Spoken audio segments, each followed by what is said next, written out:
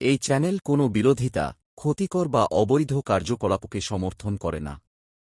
এই চ্যানেলে প্রদত্ত সমস্ত কন্টেন্ট শুধুমাত্র শিক্ষামূলক উদ্দেশ্যে তৈরি করা হয়েছে।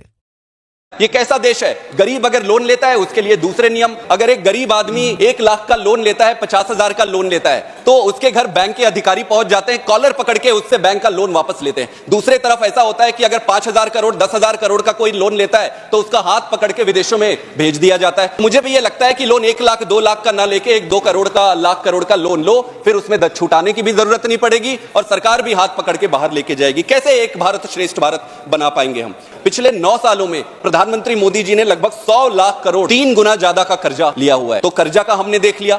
एक भारत और श्रेष्ठ भारत कैसे होगा जब महंगाई इतनी ज्यादा है? तो जिस दिन इस देश का हर व्यक्ति समान भोजन करने की स्थिति में पहुंचेगा, उसी दिन ये देश श्रेष्ठ भारत बनेगा और एक भारत बनेगा। अगर मैं रोजगार के पक्ष में बात करूं तो मोदी जी ने कहा था कि 2 करोड़ के आसपास रोजगार देंगे। रोजगार कहां गया? आप कहते एक भारत श्रेष्ठ भारत। मुझसे पूछा जा रहा है कि 500 साल पहले तुम्हारी मस्जिद थी, नहीं थी? ख्वाजा अजमेरी की दरगाह कह रहे नहीं है। अरे सर, अगर मैं इस पार्लियामेंट में खोद दूं, इसमें गड़ा कर दूं, तो खाने जहां का हिस्सा मिलेगा तो मेरे हो जाएगी। ये तब्दील मजहब नहीं कर सकता।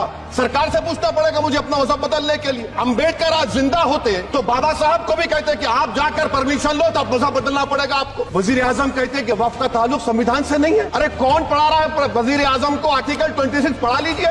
मकसद क्या है कि वक्फ की जायदादों को अक्सरियती तबके के लिए छीन कर दे दिया जाए। लैंग्वेज का, जबान का तहफ़्फ़ुज़ है, उर्दू को खत्म कर दिया गया। वो उर्दू जिसके हमारे मुजाहिदीन आजादी नारा दिया था, इनकलाब जिंदाबाद का, उस जबान को आप खत्म कर रहे हैं। आप कल्चर की बात इनसे पूछ लीजिए, वो बोलेंगे नहीं, हमारा जो कल्चरल नेशनलिज्म है वो कल्चरल नेशनलिज्म नहीं है बीजेपी का। वो कल्चरल नेशनलिज्म आला जात का, हिंदुत्व का नेशनलिज्म है, जो भारत के इंडियन नेशनलिज्म से बिल्कुल मुख्तलिफ है। जब पूरी दुनिया अंतरिक्ष में पहुंच रही है तो आप कब्र खोदने में लगे हुए हैं, मस्जिद के अंदर मंदिर खोदने में लगे हुए हैं। पूरी दुनिया जब आगे बढ़ रही है विकास की ओर, तो आप देश में नफरत फैलाने में लगे हुए हैं। अगर आप इतिहास पढ़ाना चाहते हैं, मुगलों का इतिहास पढ़ाना चाहते हैं, पढ़ाइए मुगलों का इतिहास। लेकिन गृह मंत्री जी यहाँ पे बैठे, मैं पूछना चाहता हूँ, ASI प्रोटेक्टेड जो संस्थान है, जो संपत्तियां हैं, वो आपकी हैं, आपकी सुरक्षा में है। वो चाहे ताजमहल हो, वो चाहे लाल किला हो, वो चाहे देश की तमाम मुगलों ने, अंग्रेजों ने जिन लोगों ने संपत्तियां बनाई, वो सारी की सारी संपत्तियां आपके द्वारा संरक्षित। और आप ही के लोग कहते हैं इसको हम तोड़ डालेंगे, इसको हम खोद डालेंगे, इसको हम उजाड़ डालेंगे। तो चलो ताजमहल तोड़ते हैं, चलो लाल किला तोड़ते हैं, चलो ये अंग्रेजों ने जो